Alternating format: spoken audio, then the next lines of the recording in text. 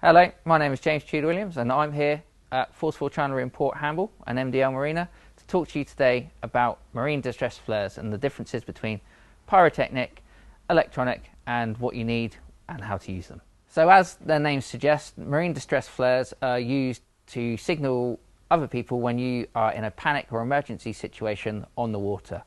They come in two main types: your pyrotechnic sort of traditional flare and now the new more modern LED or electronic flares. So we'll start with the sort of more traditional or more familiar pyrotechnic flares.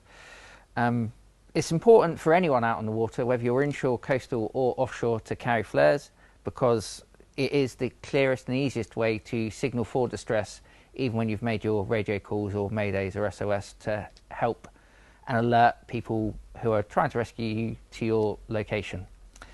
They come in three different types. You get handheld flares, you get parachute flares, and you can even get buoyant smoke flares. Different types are mainly to determine the time of day. So you get sort of red handheld flares, and these are used at night because they burn with a bright red flame. They also do give off red smoke, but it is a much more intense burn than something like your orange smoke flares, and these are used in daytime emergency situations because they'll give off big clouds of orange smoke that will make it easy for people to see where you are.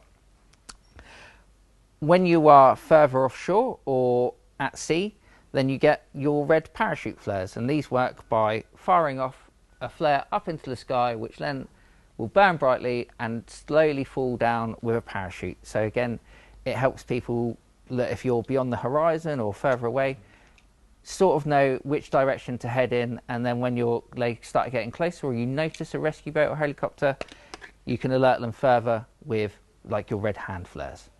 Now obviously these are pyrotechnics, explosives, so that's the main con with them. It's something that can be considered a dangerous item, and they do burn hot, so it is always worth carrying or keeping in your flare container or compartment a pair of decent thick rigger gloves like this to protect your hand when you're using them.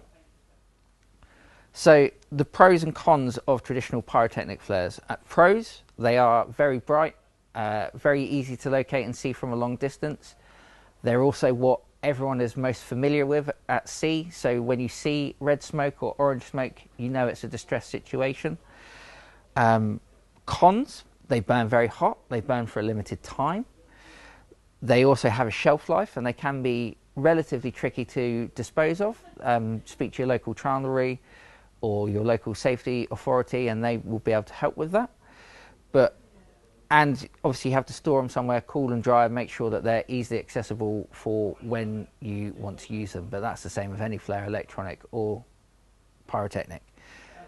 So yeah, there's a lot good to be said about pyrotechnic flares. There's a lot to be considered when using them as well.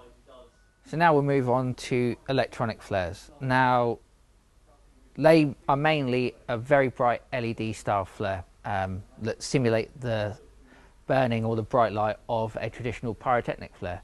You could also consider, although I'm not going to talk about them today, EPIRBs or PLBs as sort of a electronic flare. I mean, they don't act like a flare, but they will help people locate you in emergency situations, but we'll focus on LED flares for today.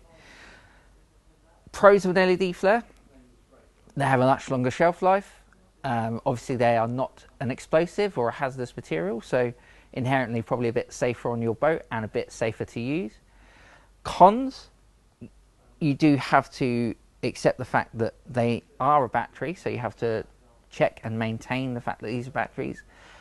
They are also, although more modern and more widely accepted, they are not generally an accepted form of flare. They are something to be carried alongside your pyrotechnic flare.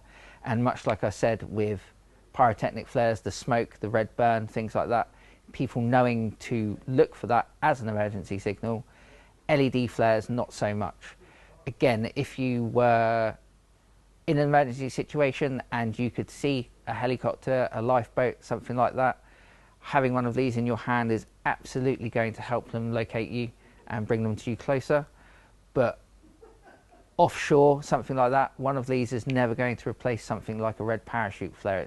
They don't have the visibility or the distance of a beyond the horizon sort of situation, or there are many red lights at sea. Sometimes if you're in busy shipping lanes, it's hard to know when one is a flashing distress light and one is just like a ship's port light dipping below waves or the horizon.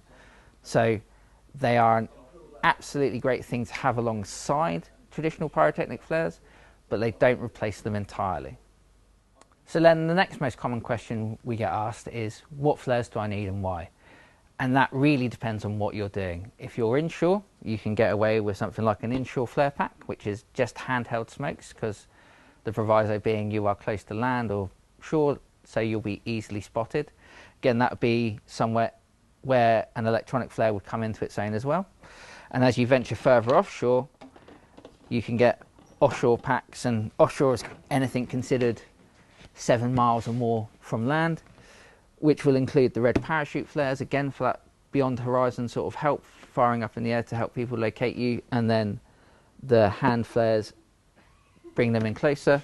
You also tend to get the floating smokes in here, and the floating smokes act like the orange handheld flares, but again, thinking of it being a wider area of open sea, you set them off, you can chuck them into the water, huge plumes of orange smoke, helps people locate where you are.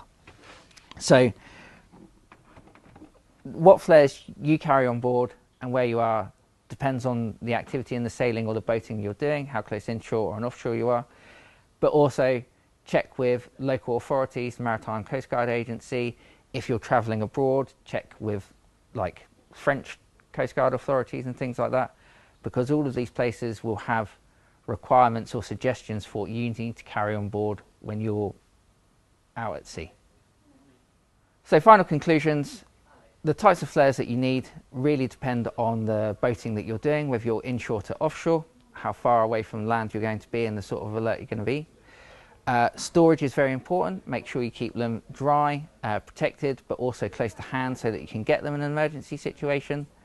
And check with your Maritime Coast Guard agencies or local authorities as to what flares are required for you. I hope this video has been of some help to you and explained some of the flares that you can get better. Thank you very much for watching, and stay safe out there on the water.